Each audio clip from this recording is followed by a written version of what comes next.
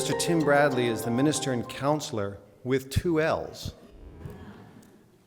of Industry, Science and Education at the Department of Education and Training at the Australian government here in DC.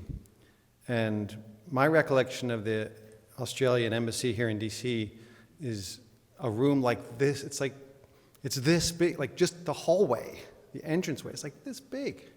And there's a lot of wine there. That's what I remember. So Mr. Tim Bradley comes from that space. I guess the only other thing I want to say is by means of introduction, because we spoke before, and I don't want to give away any of his thunder. And so I'm not going to say too much more. I'm just going to introduce him, but except for to say that it is Avengers Weekend. And so, speaking of the God of Thunder, played by Chris Helmsworth, the great Australian actor, we don't have the God of Thunder today, but we have the second best thing, straight from the Australian embassy where the wine flows, Mr. Tim Bradley.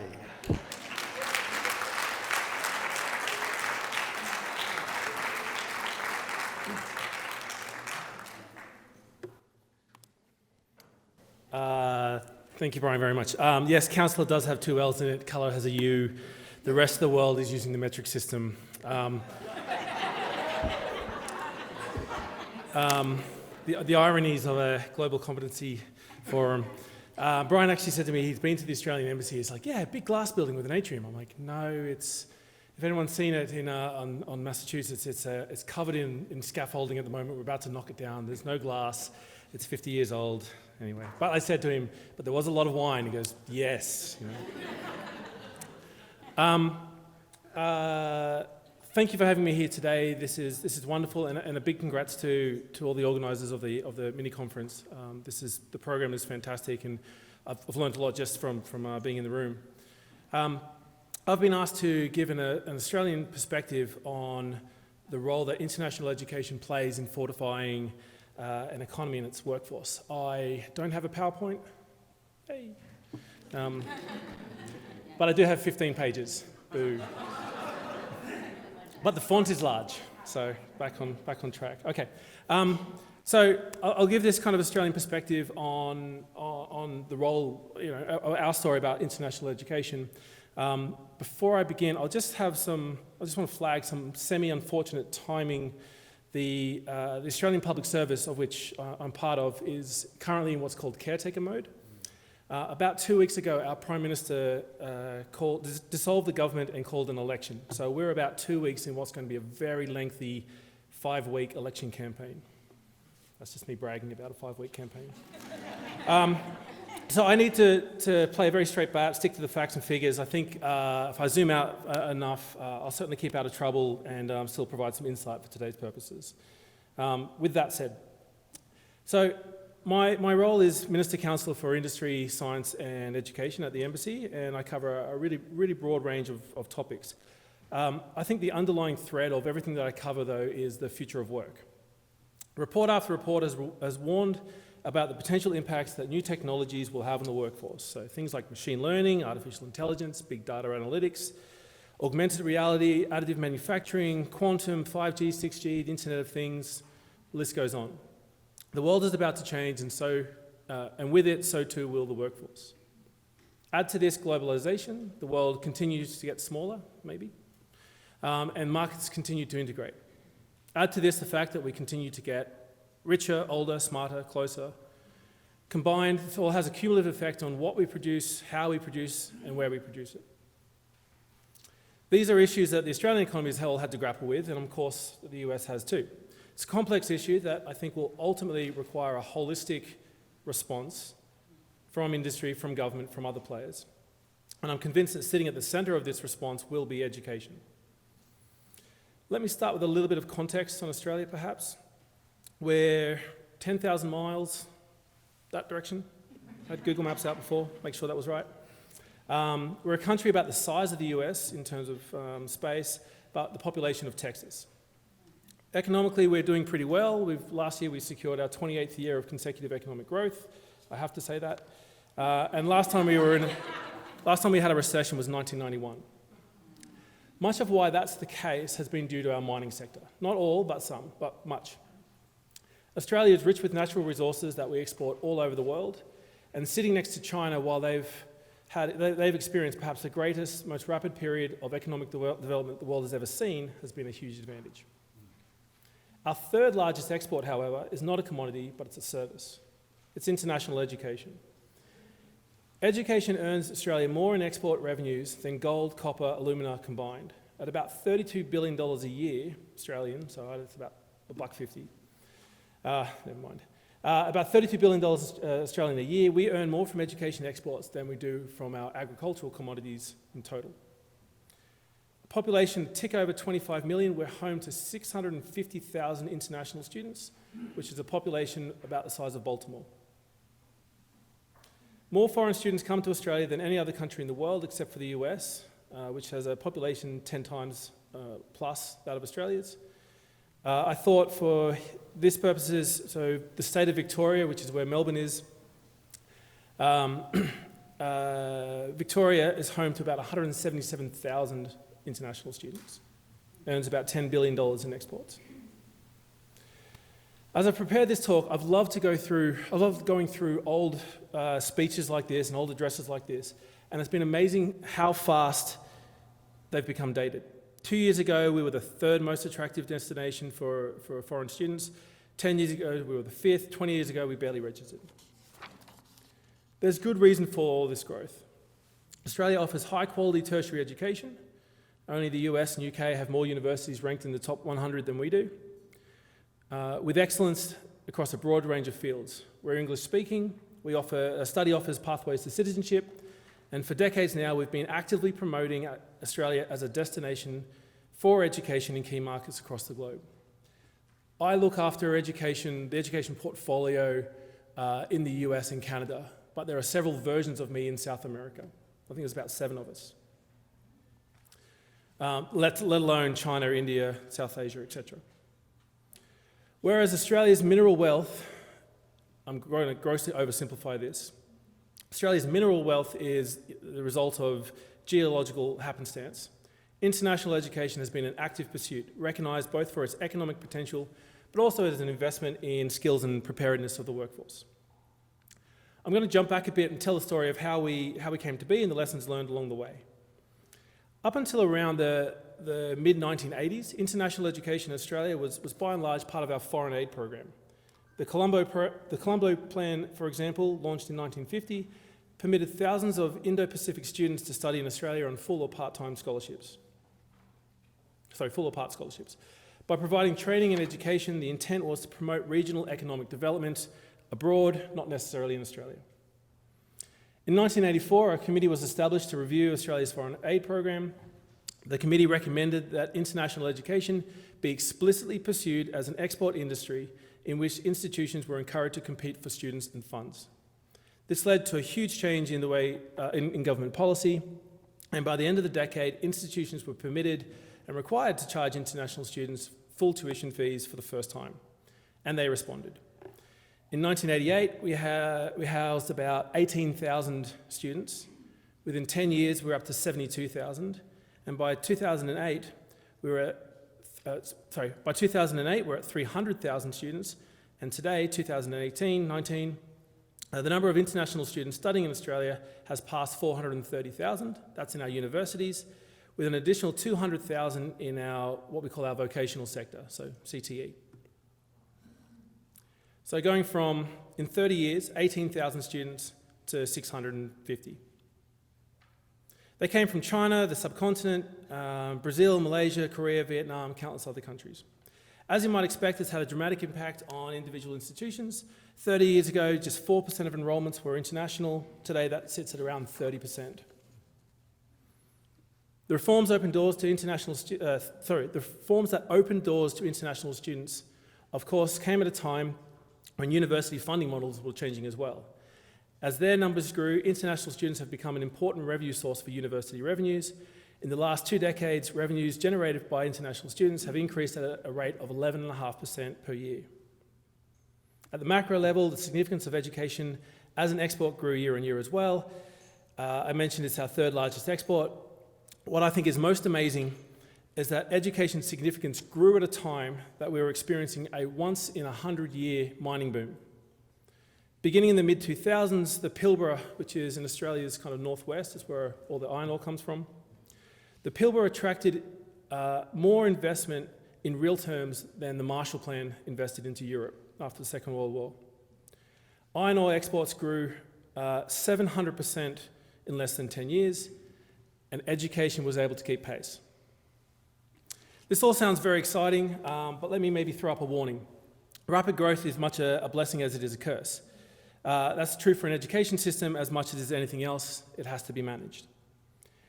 International enrolment, particularly in our vocational sector, in the years 2006, 7, 8 and 9, grew at rates of, this is enrolments, grew at rates of 32%, 52, 51 and 35% respectively. That's an enormous amount of growth in such a short 4-year period. Effectively doubled in 4 short years, and a lot for the system to handle. For the most part, things were okay, but it was clear that the edges were fraying. Hundreds of colleges were set up across the country seemingly overnight to take advantage of the demand and the opportunities being presented. Fraudulent actors purporting to offer high-quality education were in reality just visa mills that provided a backdoor to citizenship and permanent residency. Students were caught in the crossfire, and the reputation of the system was damaged. Further darkening the cloud, a series of high-profile violent acts directed at Indian students occurred in 2009 as well. It was fair to say that in the rush to growth, quality lapsed and governance regimes were found wanting. Now, these were issues that were recognised by just about everyone in the sector, and a 2010 review of international education opened with, while recent unparalleled growth in the sector, this is a quote, unparalleled growth in the sector has brought undeniable benefits onshore and abroad. It has also resulted in damaging pressures affecting education quality, regulatory capacity and infrastructure. These pressures are adversely impacting on students' experience in Australia and the reputation for international education. A suite of measures were introduced to grip up the system with a guiding objective of protecting student welfare. Registration criteria for new providers was strengthened. Existing providers were required to re-register, which led to an exit of about 20% of those vocational colleges that had set up. A new approach to risk management was introduced by our national accreditation body, and what's called a tuition protection service, which would safeguard fees paid by students, was introduced. Overseeing system quality, 2 independent agencies, TEXA, which I won't get into the acronym, but TEXA in the university space, and ASQA in vocational. These agencies continue to make sure that higher and vocational education quality is maintained through effective regulation of organisations and course material. Their emphasis is on the student experience and operate with a risk-reflective approach to regulation. I want to pause just for a second and hover over this idea of quality. What does it mean for quality education? When you're dealing with numbers of this order, or even magnitudes less, it's tempting to fall into treating education as a commodity. But of course, there's something quite a bit different here. We're talking about people. We're talking about a human and cultural exchange. Yes, as you might expect, TEXA is responsible for ensuring that what someone says is a degree is actually a degree. But on their plate right now is also a review of sexual assault on campus, cultural inclusion and isolation, and freedom of speech. All of that forms what means to be a quality provider of education. You have to do it right. You have to pay attention to student welfare. Ultimately, it will be these international students that will be the best or worst advocates for the next wave of undergrad recruits. At over $30 billion, international education forms a significant part of the Australian economy. Moreover, it forms a significant part of local communities and of the finances of local universities and colleges. Some estimates suggest that international education in Australia supports almost an additional 250,000 jobs across the country. That's more than are employed in our mines, and almost as many as employed on our farms. We've learned, however, that this means that now, such a large industry, we're exposed and susceptible to exchange rate shocks, competition, geopolitics, other adverse shocks across the globe. Some institutions much more than others.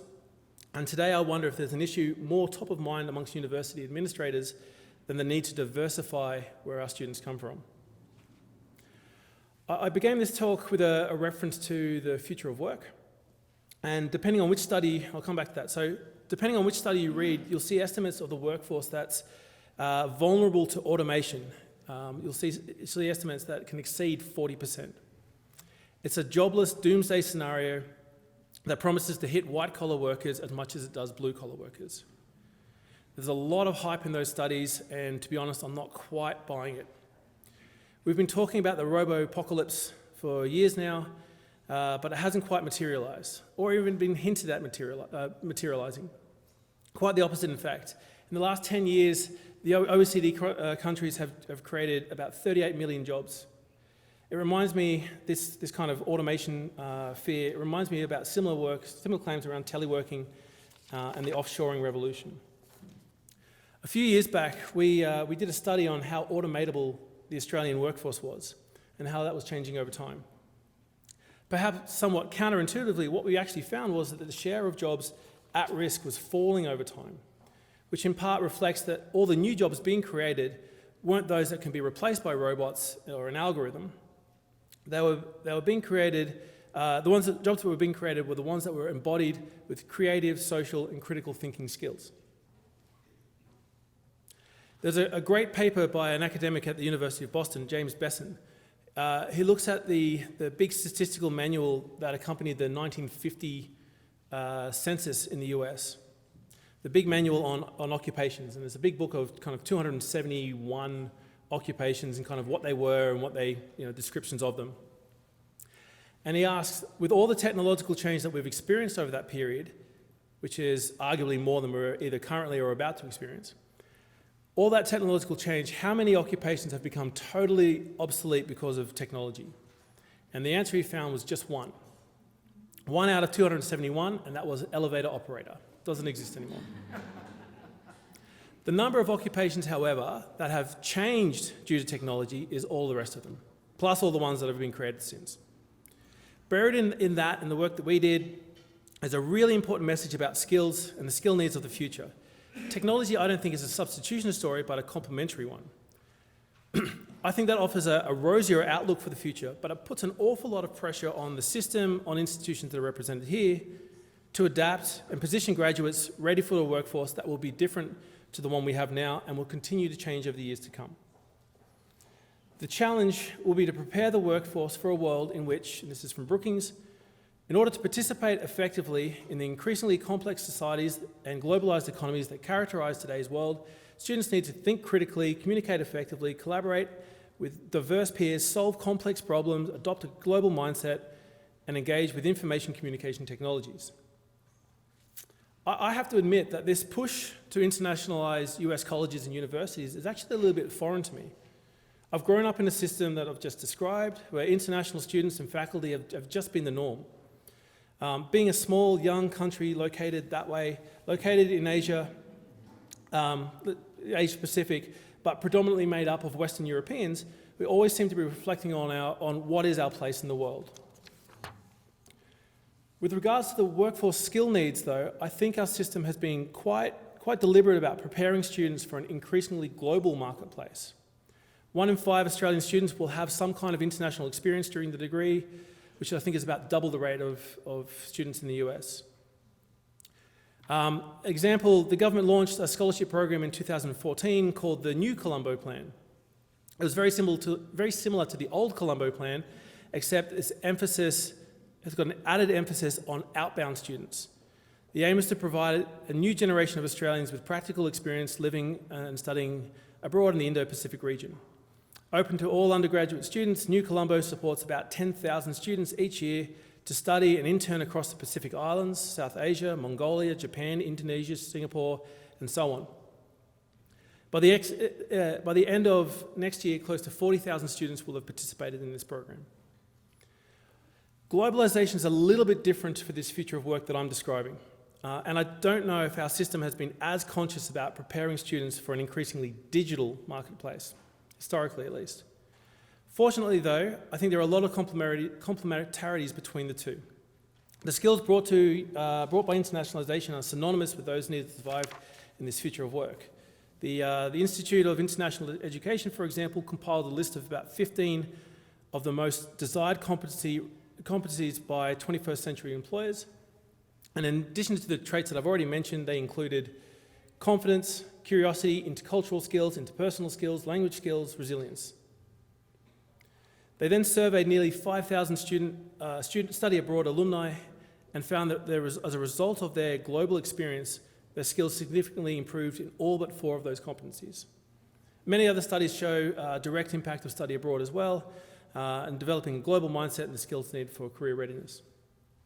Okay, let me wrap up. So I've spoken a little bit about the transformative impact that growth in this education sector has had on every level of the Australian economy. Jobs, incomes, tax revenues, new programs, opportunities. I didn't really get to touch on how international education has actually lifted the quality of teaching as well. I didn't get to mention cross-subsidy issues as well. So once you have this flow of revenue, what can you do with that across your universities? Can you subsidise domestic students? Can you subsidise research? So transformative impact of growth, and I've spoken about the competencies that internationalisation can build as well. So I just want to finish by combining the two. We've had 2.5 million students study in Australia over the last 50 years. That's 2.5 million students that have come to Australia to obtain an education, and in the process, by participating in a study abroad program, have seen a lift in precisely the core competencies needed for the new workforce. They've since become business leaders, government officials, entrepreneurs, and they're out there. There's a 2.5 million strong diaspora spread across the globe that understand our institutions, values, perspectives. They know immediately how to locate Adelaide on a map, how to properly pronounce Melbourne, how many L's the word counsellor has in it. They know that yesterday was Anzac Day and the importance of that day. They know how snobbish Australians are about coffee and have probably become coffee snobs themselves in the process. I'm terrible at finishing speeches, and my line was going to be, that's a bite size of the Australian international education experience. Let's eat lunch, which we've already done. So what I'll do, I'll say I wish you well with your endeavours. I find the slides, I find that actually really, really encouraging. I'm pushing away from this idea that America, Canada are competitors. Yes, you are. Of course you are, right? We're out there going for these same students. I want to say that's such a positive problem to have, right? As competition comes nipping at our heels, right? We've got to improve the offering for students, improve what's being provided by universities and colleges, and so do you. So I think we're all kind of winners in that game. Thank you.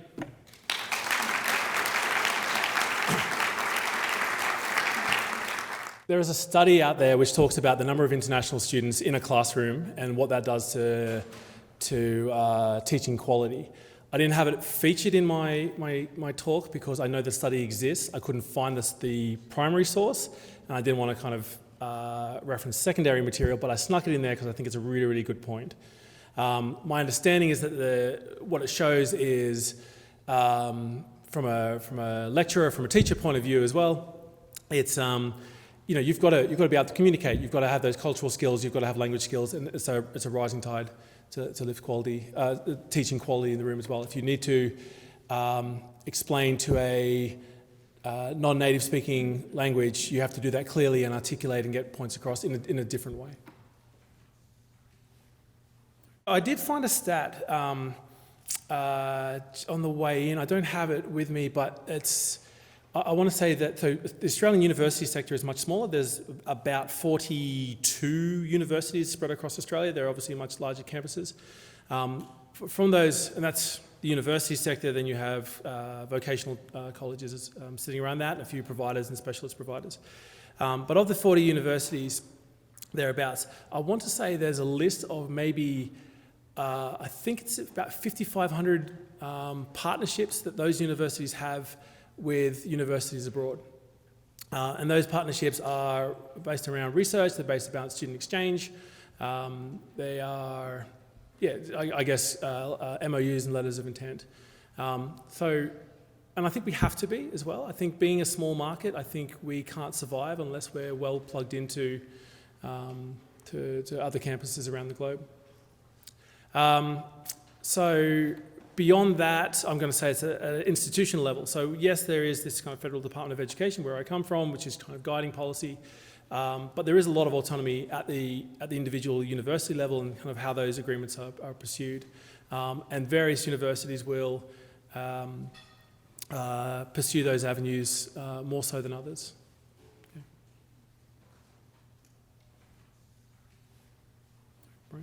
I want to say there's 41 public institutions and another 2 private institutions, but all undergrads in Australia can access a university through what's called an income contingent loan. So yes, they're public institutions, they're subsidised to a degree. Students will make a contribution, but the way you access that is, you'll say, I'm going to get these figures wrong, but say it's $15,000 a year, which is already a subsidised amount, but it's $15,000 a year. You won't start paying that back until you're in the workforce and you're starting to earn money. So I think there's a threshold of around about $50,000 that you need to be earning, and then your wages are garnished to repay that loan. So income contingent, if you don't hit that income or you dip below, your repayments will stop.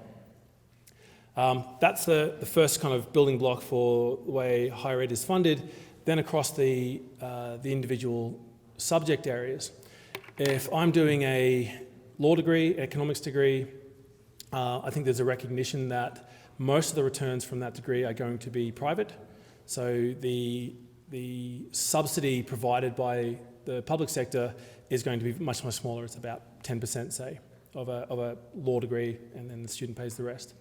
For a much more publicly orientated subject area, say health, nursing, social work, the public benefits, the private benefits are going to be less, the share of public-private split that are going to accrue to the student are going to be more in favour of public benefits, so the subsidy is generally larger. That's been the system for at least since around 1991. Various iterations of that have been in place, and the split has been so far. So, is there the public-private debate? Is it as raging as much as in the US? I'm going to say no. There's already a bit of a recognition there. Where I think the debate is rising or raging and moving on is about workforce competencies. So how do you then, under that system, incentivise universities to ensure that graduates leave the system with work-ready skills and so on? And is there a role for the funding model to change and to reflect graduate outcomes? That's under review. We have an election in about mid-May.